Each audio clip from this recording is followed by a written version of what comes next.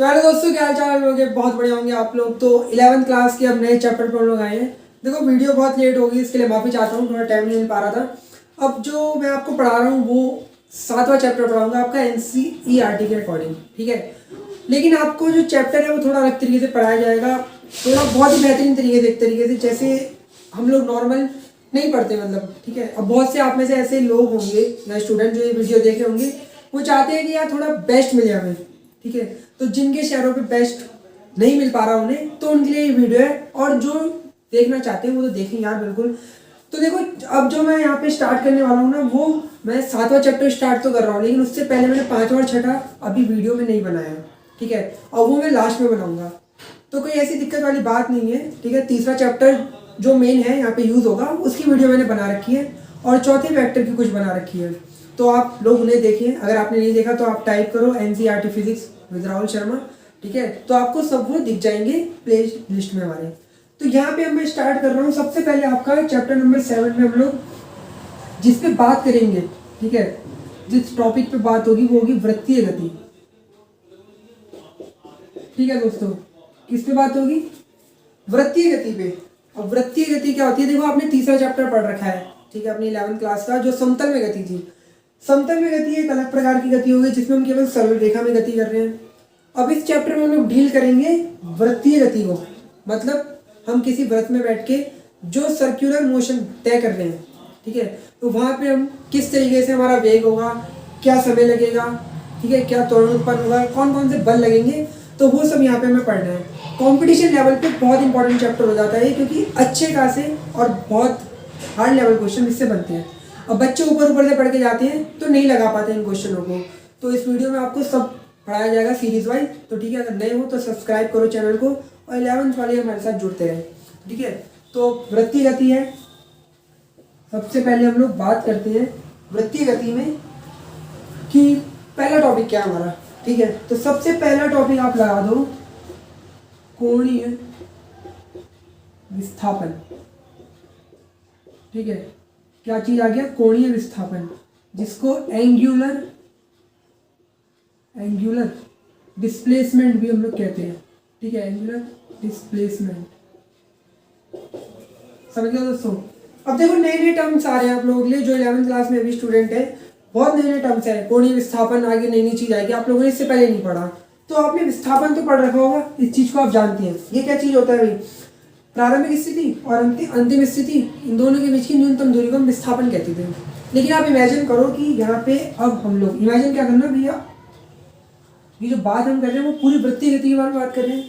तो समझ लो एक वृत्त है, ठीक है, कैपिटल R त्रिज्या का, और एक वृत्त बना लिया मैंने इस तरीके से। मान लो स्टार्टिंग में कोई भी वस्तु यहाँ बिंदु P पर थी, ठीक है, इस वाले बिंदु P पे।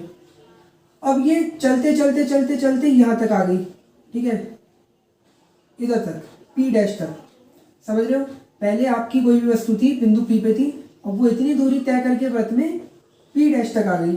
तो केंद्र पे कोई ना कोई एंगल चली होगी, वो यहाँ पे 90 नजर आ रहा है, ठीक है।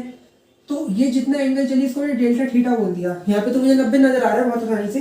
लेकिन अगर मान लो कि दूसरा डायग्राम बनाऊँ कुछ इस तरीके से, जहाँ स्टार्टिंग में बिंदु P पे है, और अब वो वस्तु इधर तक पहुँच गई P डैश तक, और डेल्टा थीटा एंगल चल के केंद्र पे, ठीक है। तो वस्तु जितना कोण चलती है वृत्तीय मार्ग में एक बिंदु से दूसरे बिंदु तक पहुंचने में, ठीक है, देखो आपको नजर आ रहा है डेल्टा थीटा कोण। तो इस कोण को हम लोग क्या बोलते हैं? कोणीय विस्थापन कहते हैं वस्तु का। समझ आ रहा है? किसी वृत्तीय मार्ग में एक बिंदु से दूसरे बिंदु तक पहुंचने में केंद्र में जितना कोण बनता है ना, वही आपका कोणीय विस्थापन कहलाता है, ठीक है। तो ये चीज आपको कोणीय विस्थापन के फॉर्म में आ गया, आप लोगों को पता होना चाहिए। अब ध्यान से देखो, कोणीय विस्थापन यहाँ से यहाँ तक में कोई दूरी चलेगा, इसको मैंने डेल्टा S बोल दिया, ठीक है, डायग्राम में दिखा दिया डेल्टा S। यानी कि कोई ना कोई यार चाप चलेगा, वो आर्क जिसे कहते हैं हम लोग इंग्लिश में। तो अब आपने एक फॉर्मूला पढ़ रखा है छोटी क्लासों में, कोण बराबर होता है चाप बटे त्रिज्या, ठीक है, चाप बटे त्रिज्या। तो कितने डिग्री का कोण बना रहा है ये? यहाँ पे डिग्री नहीं होता है, रेडियन में होता है, फॉर्मूला आपको पता होना चाहिए। तो डेल्टा थीटा, चाप कितना है? डेल्टा S, और त्रिज्या कैपिटल R। तो ये आपका फॉर्मूला बनेगा कोणीय विस्थापन का, ठीक है। ये सब आपके नोट में जाने चाहिए, सबको नोट करना स्टार्ट कर दो।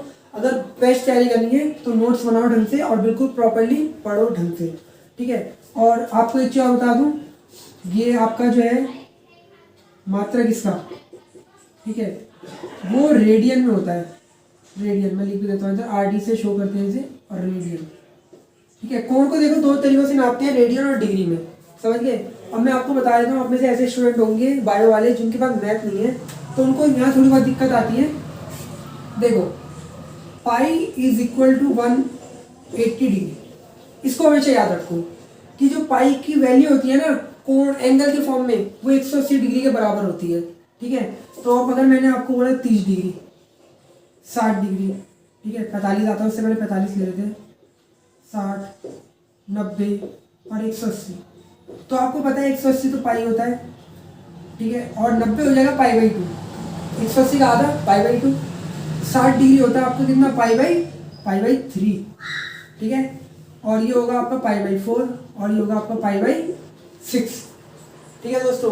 तो ये आपको पता होना चाहिए, ये नोट करने वाली चीज़ें आप लोगों के लिए, क्योंकि मैथ के जो स्टूडेंट है उनको तो पता होगा यार, ये पाई बाई 2 पाई बाई 3 लोग 3rd चैप्टर में पढ़ चुके होंगे, लेकिन बायो वाले स्टूडेंट शायद से भी नहीं पढ़े होंगे। तो ये आपका सब रेडियन में माप होती है, ठीक है, जो भी आपकी पाई वाली है रेडियन में, और ये आपकी सब डिग्री की माप होती है, ठीक है। तो आपको पता होना चाहिए। तो जो आपका ये कोणीय विस्थापन आया, ये रेडियन में नापा जाता है। क्लियर, इतनी चीज़ आपको पता होगी, समझ गए। तो इसको नोट करो, फिर फटाफट से अब मैं आगे चलता हूँ। कोणीय विस्थापन, एक चीज़ और बताता हूँ मैं, देखो कोणीय विस्थापन कैसी राशि है, एक सदिश राशि है, ठीक है, इसको भी आप नोट करो। कैसी राशि है, एक सदिश यानी कि वेक्टर। अब अगर ये सदिश राशि है तो इसकी दिशा भी होगी कोई ना कोई, ठीक है, या दिशा होगी, सीधी सी बात है। सदिश राशि कैसी राशि होती है, ऐसी राशि जिनके साथ परिमाण और दिशा दोनों है।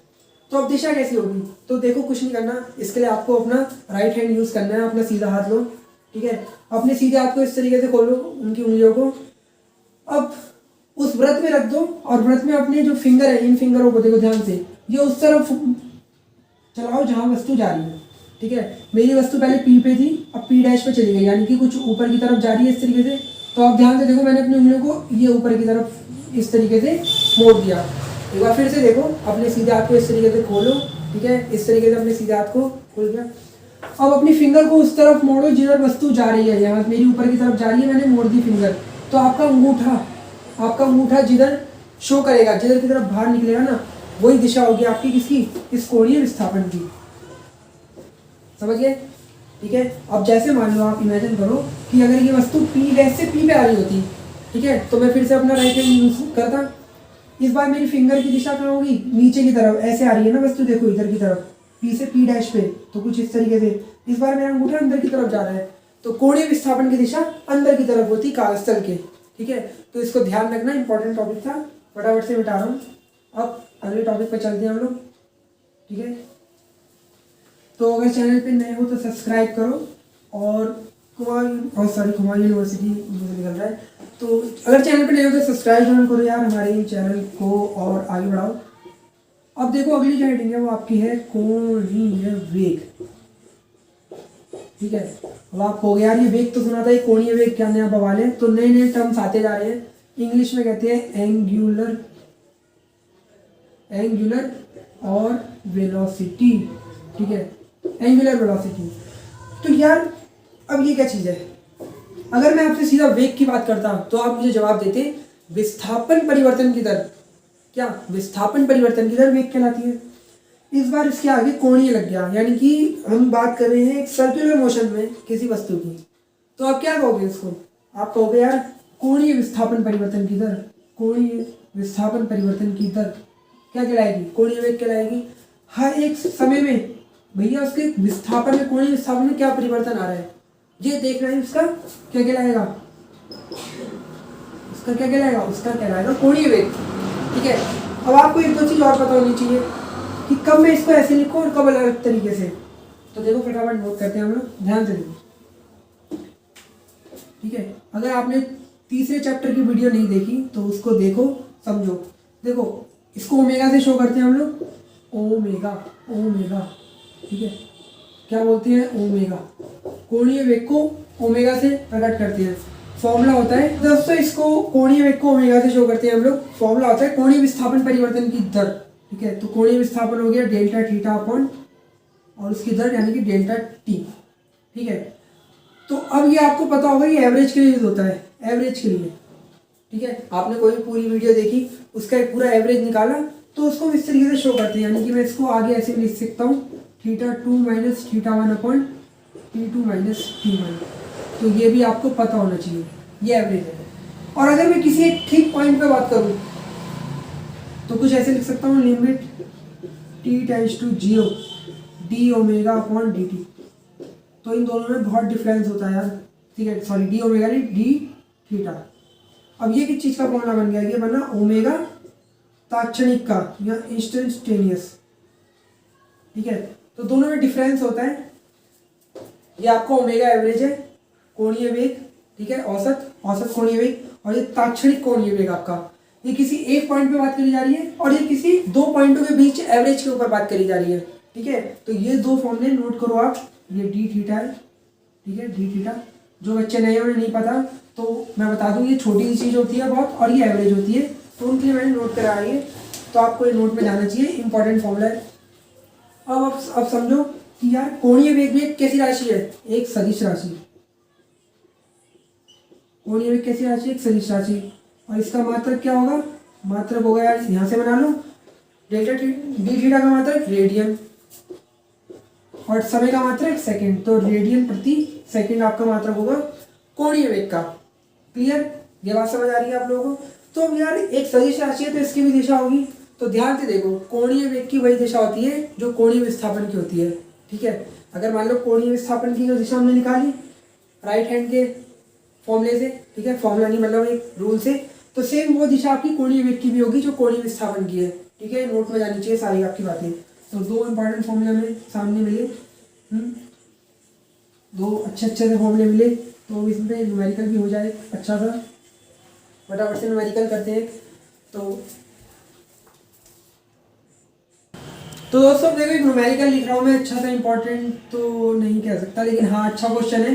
ठीक है, मान लो आपको दिया है किसी वस्तु का कोणीय विस्थापन, और कोणीय विस्थापन जो दिया ना आपको, वो कुछ इस तरीके से दिया है, मतलब थोड़ा टेढ़ा मेढ़ा। ठीक है, आसान सवाल देखो, आसान सवाल तो आपके कोचिंग सेंटर में चल रहे होंगे, यहाँ अच्छे सवाल कराए जाएंगे। और ऐसा नहीं है कि मैं पहले आसान से स्टार्ट कराऊंगा। ठीक है, ऐसा नहीं कि पहले हाई लेवल सवाल ले लिए, तो वो बात भी सही नहीं रहती ना। ठीक है, हम तो यहाँ पे ऐसा समझ के चल रहे हैं कि आप लोगों को भी कुछ आता ही नहीं। तो मान लो आपको दिया हुआ है वस्तु को कोणीय विस्थापन कुछ इस तरीके से, प्लस, चलो इतना ही, चलो ले लो यार, कोई भी समीकरण ले लो। ठीक है, कोणीय विस्थापन किसी वस्तु का इतना है, तो आपसे पूछ रहा है 0 से 2 सेकंड में वह 2 सेकंड में वस्तु का कोणीय वेग। क्लियर, एक बार लैंग्वेज लिख रहा हूं, अगली बार नहीं लिखूंगा क्योंकि इजी लैंग्वेज है, इजी सवाल है। आपको वस्तु का कोणीय विस्थापन दिया, कुछ इस तरीके से दिया, एक समीकरण के रूप में, जैसे तीसरे चैप्टर में हम कर रहे थे।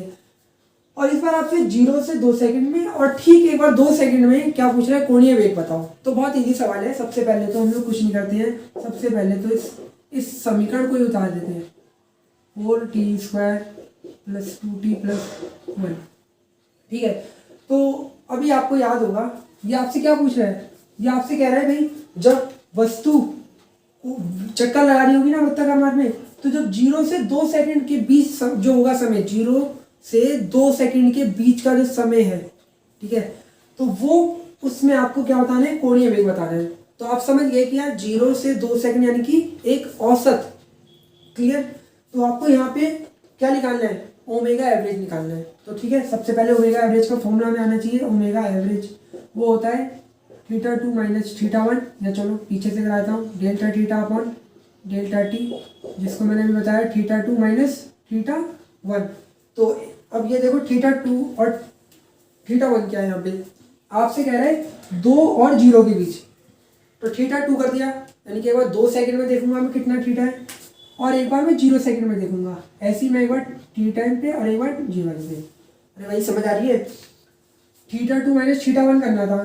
ठीक है, और मुझे थीटा देखना आखिर कहाँ पे है, 0 से 2 के बीच में। तो यहाँ पे मैंने एक बार 2 सेकंड के बीच में देखूंगा मैं कि 2 सेकंड में कितना थीटा है, एक बार 0 में, ऐसी समय। तो हम निकाल दें यहाँ पे। एक बार जरा यहाँ पे 2 रखो थीटा की जगह, ठीक है। तो चलो मैं इधर निकाल देता हूँ, आप लोगों को अगर कन्फ्यूजन ना हो, इसलिए समीकरण 1 मान ली।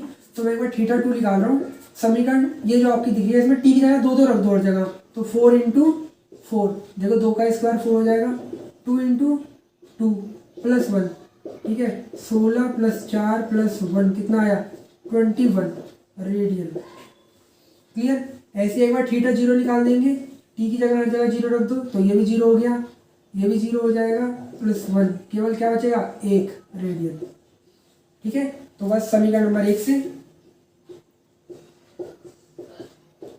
समीकरण नंबर 1 से अपने पास वैल्यू आ गई। तो ओमेगा एवरेज बराबर थीटा 2 की जगह 21, ठीक है, थीटा 0 की जगह 1 और T2 माइनस T1 यानी कि 2 माइनस 0, तो कितना आएगा 20/2 यानी कि 10 रेडियन पर सेकेंड। अभी अभी मैंने मात्रक बताया है।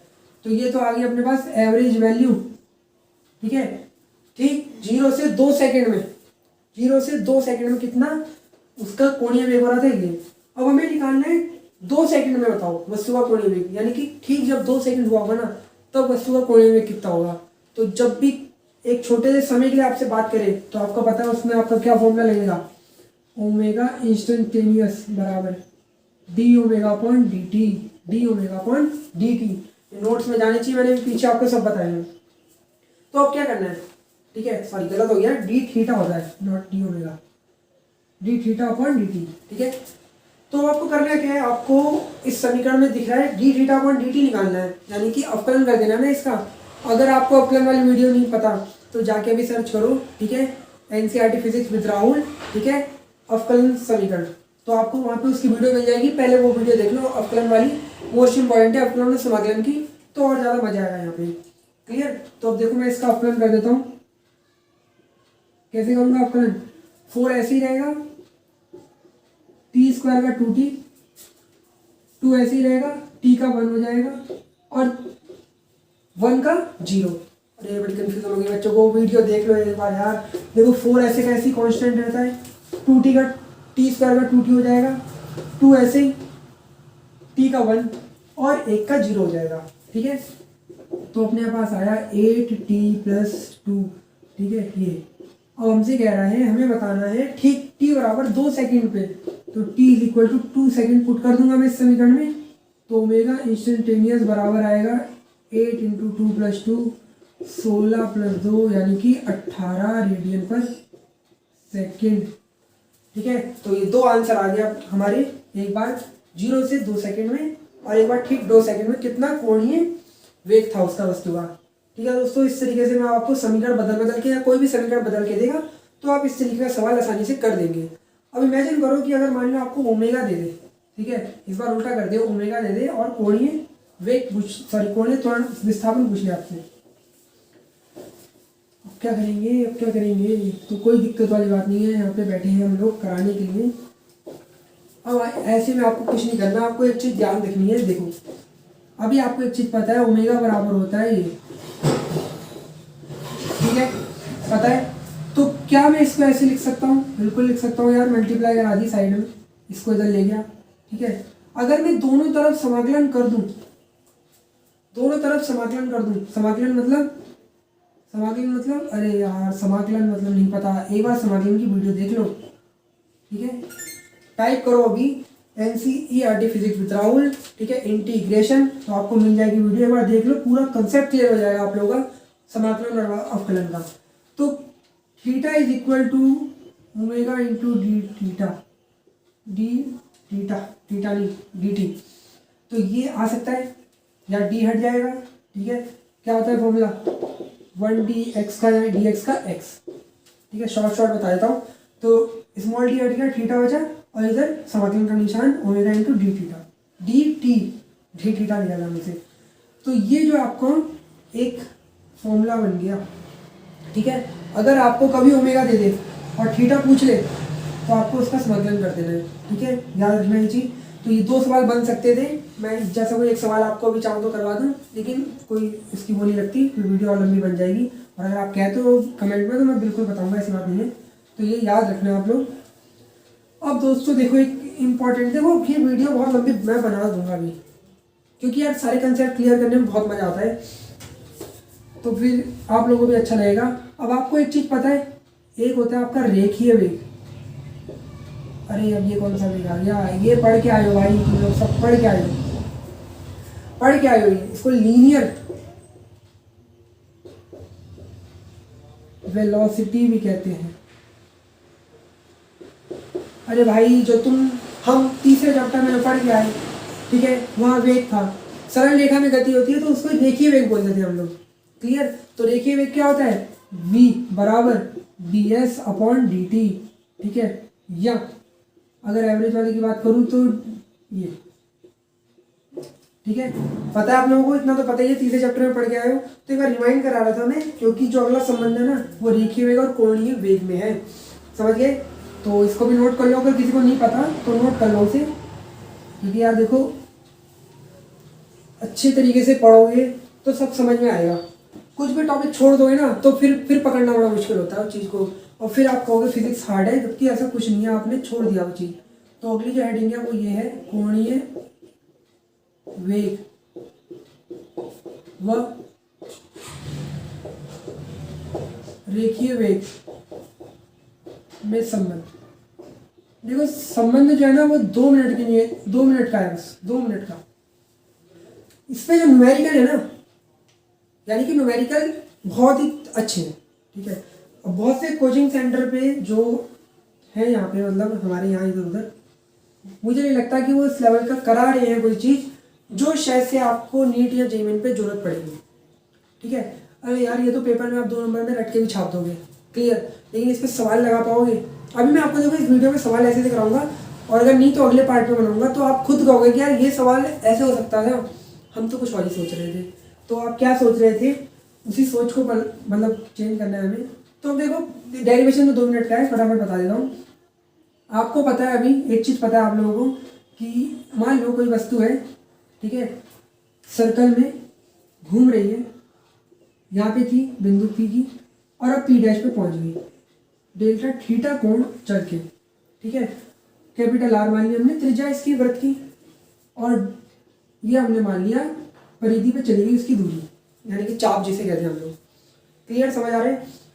तो क्या मैं ये कह सकता हूँ delta theta is equal to delta S upon R. अभी आपको मैंने बताया है कोणीय विस्थापन जो होता है वो ये होता है, ठीक है। मैं दोनों तरफ डेल्टा टी से भाग लगा रहा हूँ।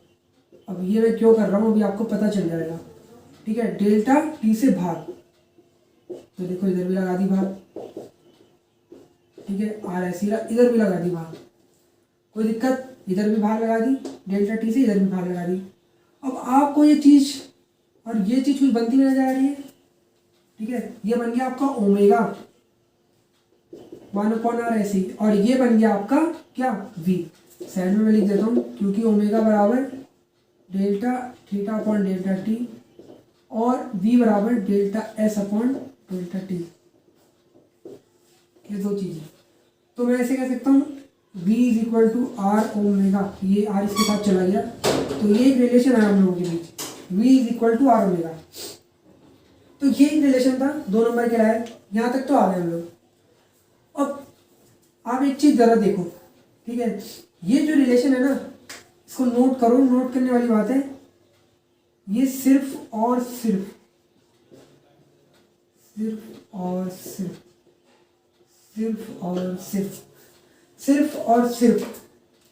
ये रिलेशन वृत्त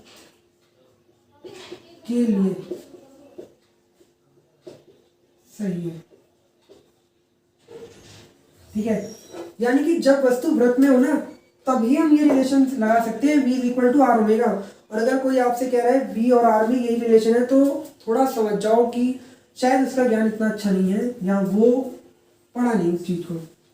अब कैसे कह रहे हो आप ये, या मैं कैसे कह रहा हूँ भाई, किताबों में भी यही देखा हमने, किताबों में एक और चीज़ देखी है हमने, अभी नहीं बता रहे हैं, ध्यान से देखो मैं क्या चीज़ बता रहा हूँ आप लोगों को।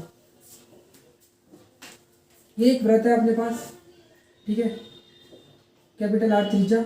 अगर मान लो कोई वस्तु ऊपर जाना चाह रही है तो उसके वेग की दिशा कुछ ही होगी, ठीक है, या इधर की तरफ होगी, वेग ऊपर जाना चाह रहा है। अगर कोई वस्तु इधर है और वो नीचे की तरफ जाना चाह रही है इधर की तरफ, तो उसकी वेग की दिशा ये होगी, बिल्कुल यार ये होगी। अगर वस्तु इधर है तो उसकी वेग की दिशा कुछ ही होगी, इस तरीके से। बिल्कुल यार इधर होगी, मैंने जानबूझ के इधर दिखाया, ये तो आप हो गया कहाँ ये ले रहे हैं तो मुझे भी पता है। तो इधर की तरफ होगी सेम, इस पॉइंट पे नीचे की तरफ, और इस पॉइंट पे इधर की तरफ, ठीक है। तो आप क्या देख रहे हो यार, अगर मान लो मैं त्रिज्या को यहाँ से मिलाऊँ इससे केंद्र से, ठीक है, आर त्रिज्या, ये आर त्रिज्या, तो वेग और इसमें 90 डिग्री हर जगह नजर आ रहा है। लो यहाँ से भी मिला दूँ 90 डिग्री, यहाँ से भी मिला दूँ 90 डिग्री, हर जगह 90 डिग्री, इधर से भी मिला दूँ 90 डिग्री। तो आप क्या चीज़ देख रहे हो कि किसी भी वृत्तीय मार्ग में जब कोई वस्तु गति कर रही होती है ना, ठीक है, देखो इंपॉर्टेंट चीज़ है, ध्यान से पढ़ो, तो उसका जो वेग होता है वो हमेशा परपेंडिकुलर होता है, यानी कि लंबवत होता है उसकी त्रिज्या के। क्लियर? यानी कि वेग और त्रिज्या के बीच हमेशा 90 डिग्री का कोण बन रहा होगा। यार देखो प्रूफ भी दे दिया मैंने, दिखा भी दिया आप लोगों को। तो सिर्फ और सिर्फ हम ये कह सकते हैं तब, ये तो आपने लिख लिया केवल वृत्त के लिए, नोट कर लिया होगा। तो इसको मैं ये कह सकता हूँ v परपेंडिकुलर बराबर आर ओमेगा, यानी कि अब आपका जो सही फॉर्मूला बना ना वो कुछ ये बना। वेग कौन सा लो, हमेशा ऐसा वेग लो जो त्रिज्या के या उस वस्तु के जो भी दूरी चेक कर रही है उसकी क्या हो 90 डिग्री। वेग का वो घटक लेना है जो कैसा हो 90 डिग्री पे 90 डिग्री एंगल बना रहा हो आर के साथ। क्लियर? ये चीज समझने वाली थी। एक चीज आगे और आएगी, v इज इक्वल टू, ठीक है, v इज इक्वल टू ये वेक्टर फॉर्म में। तो ये चीज भी 100% सही है, ये चीज भी 100% सही है, लेकिन ये चीज केवल और केवल वृत्त के लिए सही है आपकी। तो ये आपको नोट में जानी चाहिए, बहुत इंपॉर्टेंट चीज है। डेरिवेशन आपका यहाँ खत्म हो गया, लेकिन ज्ञान आपका यहाँ पूरा होगा जाके। और अब इस चीज का मतलब क्या है, ये मैंने आपको क्यों बताया, क्योंकि अब इसको होंगे एक से धातु सवाल, धातु सर, ठीक है। तो अब मैं मिटा देता हूँ इसे, आपको समझ में आया होगा, बहुत अच्छा। नहीं आया तो मुझे बताओ, मैं दोबारा और अच्छा करके समझाने की कोशिश करूँगा। वीडियो बन गई तो अब क्या करना है, मतलब अब हम करते हैं एक अच्छा सा, एक बहुत ही बेहतरीन सा सवाल, ठीक है। v बराबर आर ओमेगा, v परपेंडिकुलर बराबर आर ओमेगा, याद रखना, ठीक है। तो अब मान लो मैंने एक सवाल यहाँ लिखा है, सवाल लिखा है, डायग्राम जबकि बनाया है। कोई वस्तु है ए से बी पे गई 10 मीटर पर सेकंड की स्पीड से, ए और बी के बीच की दूरी में ये दे रखा है, और उसके बाद वो यहाँ से ऊपर की तरफ उठ गई और एंगल जो है वो 60 डिग्री टाइप से बना रही है यहाँ पे। क्लियर? तो आपसे कह रहा है आपको क्या बताना है, आपको बताना है इसका ओमेगा, ओमेगा बताना है आपको। ध्यान से देखो, ठीक है। अब देखो दो कंडीशन हो सकती है, तो इस वस्तु को आप ऐसे करके देखो, एक आप पूरी गर्दन हिला के इस वस्तु को देखो। क्लियर? एक तो आप ऐसे देख रहे हो, एक आप पूरी गर्दन हिला के ऐसे देख रहे हो, ऐसे ऐसे करके। तो दोनों में कंडीशन में बहुत बड़ा फर्क होता है यार, मतलब ठीक है, बहुत बड़ा फर्क होता है। जब आप पूरी गर्दन को हिला के अपने देखोगे ना, यानी कि पूरा ऐसे करके ऐसे देख रहे हो, तो यहाँ पे आप क्या कर रहे हो, एक कोणीय वेग तय कर रहे हो, ठीक है, कोणीय वेग। तो कोणीय वेग का मान तो कुछ अलग आएगा, कोई बात नहीं। तो अब आपको समझना है, मैंने एक फॉर्मूला कराया आपको, v परपेंडिकुलर बराबर आर ओमेगा, v परपेंडिकुलर बराबर आर ओमेगा, यानी कि ओमेगा बराबर v परपेंडिकुलर बटे आर। कुछ ऐसा कह सकता हूँ, बिल्कुल कह सकता हूँ, ठीक है। तो अब यहाँ पे मुझे क्या करना है, आपने तो बहुत से बच्चे क्या करेंगे, हो गया आंसर 10/10 1 रेडियन पर सेकंड, ये बताएंगे। उन्हें वेग दिया हुआ है, लग रहा है 10, उन्हें दूरी दे रखी है यहाँ पे 10, तो वो आसानी से लगा देंगे। तो ये आपकी गलती होगी, ठीक है। मोस्टली बच्चे यही सोच रहे होंगे, तो ये गलत कर दिया आपने। ये लिखवाने का मतलब ही ये था यार, मैं भी वही छुड़वा देता, लेकिन ऐसा नहीं है ना, वो उसका मतलब आप अधूरा ज्ञान ले रहे हो। और बड़े बड़े कंपटीशन में ऐसे ही सवाल आते हैं ना, ऐसे बच्चों वाले सवाल थोड़ी देगा आपको, ये दे देगा। और अगर देगा भी तो बेवकूफ़ बच्चे कर सकते हैं गलती, ठीक है, जिनको नॉलेज नहीं है या जो थोड़ा बेचारे नहीं पढ़ रहे हैं ढंग से, अभी मजे कर रहे हैं थोड़े, तो फिर मजे उनके साथ बाद में ऐसे लिए जाएंगे औरों के द्वारा। तो आपको वेग का वो घटक लेना है, वही जो वस्तु जो चल रही हो ना, जो दूरी तय कर रही है उसके 90 डिग्री पे हो वो, ठीक है। यही तो बताया मैंने अभी आपको पीछे। तो भाई अब क्या होगा, वस्तु तो ऐसे चली गई, तो आप अभी वेक्टर पढ़ के आए हो, ये वस्तु का कौन सा घटक बनेगा, ये वाला, ये वस्तु का बनेगा कौन सा भाई, कौन सा v cos 60 डिग्री, ठीक है, v cos 60 डिग्री। और ये बनेगा ऊर्ध्व घटक v sin 60 degree, v sin 60 degree. अरे वाह, मजा आ गया। जो घटक एंगल के साथ जुड़ता है, ठीक है, जो ये वाला जुड़ रहा है वो cos थीटा बनता है, और जो नहीं जुड़ता, जैसे ये नहीं जुड़ रही है वाली लाइन, ये ऊपर जो जा रही है, ये साइन थीटा बनती है। हम वेग के घटक की बात कर रहे हैं तो इसलिए वेग के घटक करें हमने। तो आप समझिए यहाँ पे वेग का वो घटक रखना है जो भी इन दूरी के लंबवत हो। तो कौन सा है? ये, यही तो है लंबवत ऊपर। अरे यही तो है यार, देखो यहाँ 90 डिग्री या 90 डिग्री कोण बना रहा है इस दूरी के साथ। क्लियर? तो आपको यहाँ रखना था v sine 60 degree upon R, और आप क्या रख रहे थे उस समय? 10। तो ये गलती थी, ठीक है, जो नहीं करनी हमें। तो v की वैल्यू तो हमने दे रखी है 10 मीटर पर सेकेंड, और साइन 60 की वैल्यू दे रखी होती है √3/2, ठीक है, और बटे 10। 10 से 10 कटा तो √3/2, ये आंसर आएगा आपका रेडियन पर सेकेंड। ठीक है दोस्तों, तो इतना हमारा कोणीय वेग आएगा, जबकि हम कुछ और ही समझ रहे थे, हम तो एक कर रहे थे वहाँ पे। ठीक है, तो इस चीज़ का ध्यान रखना है आपको। ऐसे सवाल दिए जाएंगे, आपको हमेशा वो रखना है घटक, ठीक है, जो 90 डिग्री हो। वृत्तीय मार्ग में तो रख सकते हो आप, जो वृत्त में घूम रहा है आसानी से, क्योंकि वहाँ तो सब होता ही है, लेकिन इन सवालों में ऐसे नहीं करना। ठीक है, अब मान लो मैं आपको एक प्रक्षेप वाला सवाल करा दूँ इसमें तगड़ा सा, तो देखो कैसे होगा। बता देता हूँ इसे। ठीक है, देखो सारे बेहतरीन सवाल हो रहे हैं यार, इंपॉर्टेंट सवाल, ये आपके लिए बहुत इंपॉर्टेंट सवाल हैं। तो प्लीज़ अगर वीडियो अच्छी लगे तो चैनल को सब्सक्राइब जरूर करो, लाइक करो और शेयर तो करो ही करो। मान लो कोई वस्तु है, प्रक्षेप गति तय कर रही है, प्रोजेक्टाइल मोशन, ठीक है, और कितनी की स्पीड से कर रही है वो? 10 की स्पीड ही ले लेते हैं हम लोग। 10 की स्पीड कर रही है और यहाँ पे एंगल बना रही है वो 30 डिग्री ले लेते हैं एक बार, 30 डिग्री का।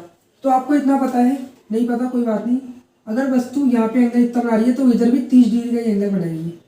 ठीक है, जितना एंगल वो स्टार्टिंग में बनाती है उतना ही वो लास्ट में बनाती है, बस ध्यान रखो। अगर नहीं पता तो कोई बात नहीं, मैं यहाँ पे आपको बता रहा हूँ, अब आप समझ जाओ। जितना एंगल स्टार्टिंग में उतना एंगल लास्ट में बनेगा। ठीक है, तो मुझे एक चीज़ बताओ, ये वस्तु कुछ इस तरीके से ऐसे नीचे आ रही होगी, कोई दिक्कत नहीं है यार, कोई वो नहीं है। ठीक है, ये कुछ इस तरीके से बना दिया। तो ये आपका कौन सा घटक बनेगा? ये वाला, ये इधर, ये आपका बनेगा यार, देखो एंगल से जुड़ रहा है तो ये बनेगा v cos 30, और जो नीचे की तरफ आ रहा होगा ये वाला घटक, ठीक है, कुछ ऐसे बना देते हैं हम लोग, ये वाला, ये आपका बनेगा v sin 30। ठीक है, तो हमसे पूछ क्या रहा था? ये r होती है r। ठीक है, मान लो हमें क्वेश्चन में ये भी नहीं दी। ठीक है, चलो मान लो मैंने इस बार रख दी, ये 10 रख दी, ऐसे ये भी नहीं देता तो निकाल देते। ठीक है, हमें पता है आर का फॉर्मूला क्या होता है, परास का फॉर्मूला क्या होता है, निकाल देते हम लोग। तो अभी मान लो आपको ये भी 10 दे दी है, तो इस बार आपसे क्या पूछ रहा है? ओमेगा, तो v परपेंडिकुलर बटे r, जो भी दूरी उनकी। तो v परपेंडिकुलर कौन सा लेंगे? जो 90 डिग्री हो, ना कि 10 लेना है। तो हो जाएगा v sin 30 बटे r, जो कि है यहाँ पे 10 नजर आ रही है, 10 मीटर। क्लियर? तो v है अपने पास 10, साइन 30 यानी कि 1/2/10, इससे एक हटा तो 1/2 यानी कि 0.5 रेडियन पर सेकेंड। समझ गए? तो कितना अच्छा सवाल था और कितना अच्छा हम सोच रहे हैं, बेहतरीन सवाल। तो आपको इन सवालों पे क्या करेगा? एक प्रक्षेप दे देगा और एक पीछे वो दे देगा, उस टाइप के सवाल बना के सवाल दे देगा, और एक सापेक्ष ज्योति वाला सवाल भी दे सकता है। ठीक है, तो वो मैं अभी नहीं करा रहा यहाँ पे, क्योंकि वीडियो फिर ज़्यादा लंबी हो जाएगी। अगर वीडियो अच्छी लगे तो लाइक शेयर तो करो और सब्सक्राइब करो हमारे चैनल को। ठीक है दोस्तों, अगली वीडियो जो होगी वो होगी कोणीय त्वरण पे। ठीक है, और बहुत अच्छे तरीके से पढ़ाया जाएगा, कॉम्पिटिशन लेवल का। ठीक है, IIT JEE मेन जो आपके JEE मेन में आने वाले हैं नीट के, उस लेवल से पढ़ाया जाएगा हिंदी मीडियम के लिए। तो चैनल को सब्सक्राइब करो। Thank you.